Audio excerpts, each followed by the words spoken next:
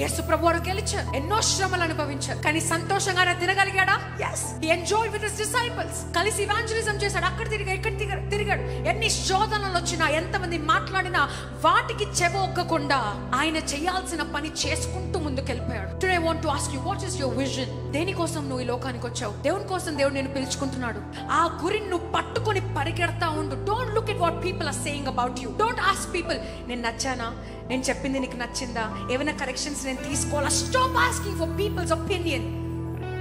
ఎప్పుడైతే నువ్వు people's opinion అడుగుతావో వాళ్ళని ప్లీజ్ చేస్తూ అక్కడే ఆగిపోతావు. You can never please a man. ఒక్కొక్కరికి ఒక్కొక్క ఒపీనియన్ ఉంటుంది. ఒక్కొక్కరు ఒపీనియన్ నువ్వు ప్లీజ్ చేసుకుంటూ పోగలుగుతావా? No, you cannot. ముందుకు ఒక్క అడుగు కూడా నువ్వు వేయలేవు. నీ జీవితంలో ఏ టాస్క్ తీసుకున్నా, ఉద్యోగంలో అయినా, ఎడ్యుకేషన్లో అయినా, నువ్వు బట్టలు వేసుకున్నా సరే ఎలా కనబడుతున్నావు అని ఎవరి ఒపీనియన్ నీకు అవసరం లేదు. అద్దం ముందు చూసుకొని నువ్వు చక్కగా మోడెస్ట్గా డీసెంట్గా కనబడుతుంటే అది చాలు ముందుకు వెళ్ళిపోవటానికి. Don't ask for people's opinion. నేను ఎలా ఉన్నాను, బాగున్నానా, డు ఐ లుక్ నైస్? బాగాలేవంటే చాలా రోజంతా మూడ్ ఖరాబ్ అయిపోతుంది. You spoil your entire mood because of one person's opinion who said no, you don't look nice. అద్దం ముందు నించొని యేసు ప్రభువారే స్వయంగా ఆ అద్దంలో నుంచి నేను చూస్తున్నప్పుడు కళ్ళు తెరిచి కళ్ళెత్తి నువ్వు చూసే ధైర్యం నీకుంటే you look good. You look good. If you have the confidence to see in the mirror straight face to face in the eyes of Jesus, తల దించుకోకుండా చూడగలుగుతున్నావంటే you are good to go outside. You don't need people's opinion. వ్యాపారం పెడుతున్నావా? You don't need people's opinion. Opinion is different from counsel. Counsel గురించి నేను చెప్పట్లేదు. జ్ఞానవంతుల council తీసుకోవటము మంచిదని వాక్యంలో రాస్తుంది. కౌన్సిల్ వేరే, అంటే ఎలా చేయాలి, ఎలా చేస్తే ముందుకెళ్తారు అన్నది కౌన్సిల్.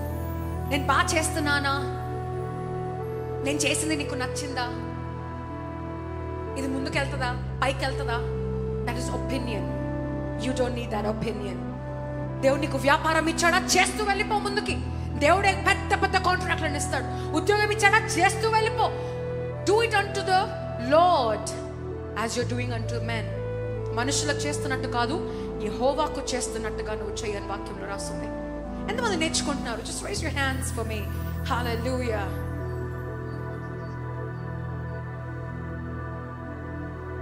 Matthew chapter 10 verse 22. మత్తయి సువార్త 10వ అధ్యాయము 22వ వచనము. మీరు నా నామము నిమిత్తము అందరి చేత ద్వేషింపబడుదురు, అంతము వరకు సహించిన వాడు రక్షింపబడును. మీరు నా నామము నిమిత్తము అందరి చేత. So this is the answer to many people. చాలా మందికి ఒక అపోహ ఉంటది, ఏంటంటే అందరు నన్ను మెచ్చుకోవాలి, అందరికి నచ్చినట్టుగా నేను ఉండాలి, అందరు నువ్వు గుడ్ గర్ల్, గుడ్ బాయ్ అని చెప్పాలి. Everyone should like me. వారికి నచ్చలేదా నేను ఆ పని చేయకూడదు, వారు బాధపడుతున్నారు. You are such a people pleaser.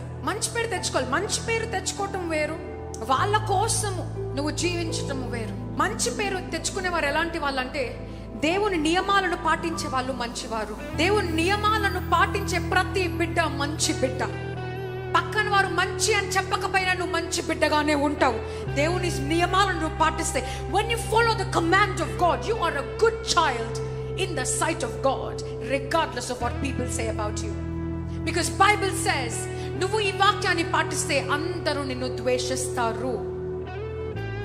నీ పక్కన ఉన్నవారు, నీ బంధుమిత్రులు, నీ చుట్టుపక్కల ఉన్న వాళ్ళు, వచ్చిందిరా ప్రవర్త, వచ్చిందిరా పతివ్రత, వచ్చిందిరా భక్తి పర్రాలు, వచ్చిందిరా.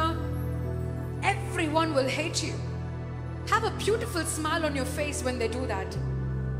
And ఈ వాక్యాన్ని గుర్తు చేసుకోండి. నా నామము నిమిత్తము జనులు మిమ్మును నిందించి హింసించి మీ మీద అబద్ధముగా చెడ్డ మాటలు పలుకున్నప్పుడు మీరు ధన్యులు. సంతోషించి ఆనందించుడి, పరలోకమందున్న మీ ఫలము అధికమగును. ఇలాగున వారు మీకు పూర్వమందుండిన ప్రవక్తలకును హింసించిరి. ఎవరెవరైతే హింసించబడుతున్నారో పరలోకంలో అధికమైన రివార్డ్ అంట.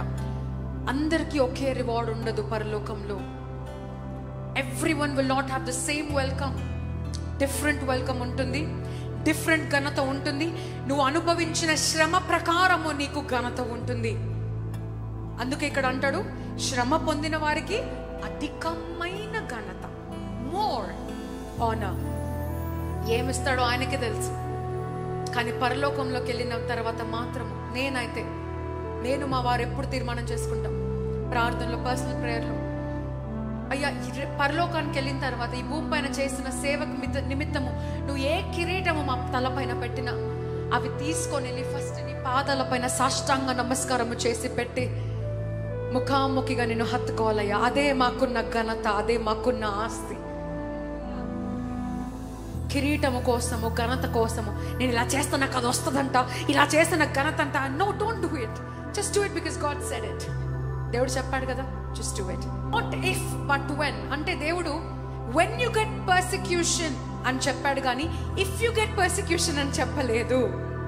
దాని అర్థము ఖచ్చితముగా, guaranteed you will get persecution. So if you're doing videos, if you're doing podcasts, ఒకవేళ యూట్యూబ్ లో రీల్స్ వీడియోస్ చేస్తున్నట్లయితే కింద ఎవరైనా పిచ్చి కామెంట్లు పెట్టారనుకోండి, మీరు పెట్టిన వీడియోలకి బాబాయ్ వద్దురా బాబాయ్ యూట్యూబ్ వాళ్ళని చంపేస్తున్నారు, తిట్టేస్తున్నారు, నాకెందుకురా బాబు చక్కగా నా ఉద్యోగం చేసుకుంటూ బ్రతికిపోతా. Stop doing that. It is an encouragement for you because you have entered the glory of the Lord. దేవుని కార్యము నువ్వు చేస్తున్నావు అనడానికి పెద్ద సిమ్టమ్ ఏంటో తెలుసా? Criticism and negativism. So just do it. Go upload the videos. Go upload the post. దేవుని వర్తమానమును మీరు పెట్టండి. అంగీకరించిన వారు అంగీకరిస్తారు, అంగీకరించని వారు అంగీకరించరు. కానీ నీకు మాత్రము దేవుడు ఇవ్వాల్సిన ఘనత ఇచ్చే తీరుతాడు.